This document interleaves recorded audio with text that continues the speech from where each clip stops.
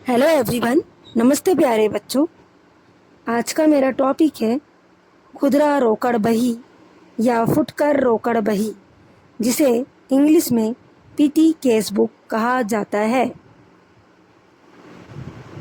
व्यापार के दैनिक संचालन के लिए अनेक छोटे मोटे खर्च दिन में कई बार करने पड़ते हैं, जैसे गाड़ी भाड़ा, कुली, चाय, पान के खर्चे, डाक एवं तार के खर्चे। यदि इन सब व्यवहार का लेखा रोकड़ बही में किया जाए तो रोकड़ बही का आकार बढ़ जाएगा, साथ ही कैशियर का कार्यभार भी बढ़ जाएगा तथा वह अपना कार्य सुचारू ढंग से नहीं कर सकेगा।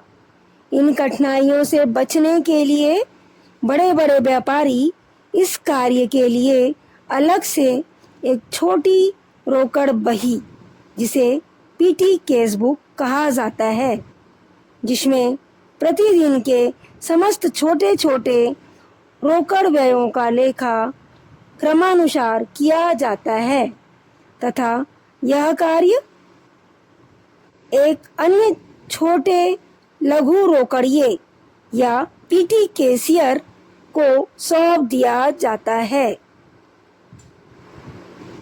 बड़े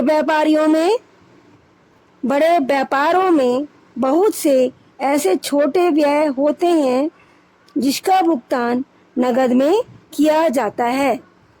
यदि ये सब व्यय विस्तृत रूप से रोकड़ पुस्तक में लिखे जाते हैं तो बहुत सा बहुमूल्य समय नष्ट हो जाता है। समय की बचत के लिए अलग से एक रोकड़ पुस्तक रखा जाता है जिसमें खुदरा व्ययों का लेखा किया जाता है। इसे खुदरा रोकड़ पुस्तक या फुटकर रोकड़ बही कहा जाता है। खुदरा रोकड़ पुस्तक को रखने से लाभ: पहला, लेखा करने में सुविधा। व्यापार में प्रतिदिन अनेक छोटे छोटे व्यय होते हैं। इनका लेखा खुदरा रोकड़ बही में किया जाता है, क्योंकि रोकड़ बही में ऐसे व्ययों का लेखा करने से रोकड़ बही का आकार बढ़ जाएगा तथा रोकड़िए का समय और श्रम भी ज्यादा लगेगा। दूसरा, रोकड़ बही की प्रामाणिकता। कुछ व्यय ऐसे होते हैं जिनके लिए कोई प्रमाणक नहीं होता। ऐसे व्ययों को प्रामाणिकता खुदरा रोकड़ बही द्वारा निश्चित होती है। तीसरा, भुगतान में सरलता। खुदरा रोकड़ बही के माध्यम से विभिन्न छोटे छोटे व्ययों का भुगतान किया जाता है, जिससे भुगतान व्ययों में सरलता होती है।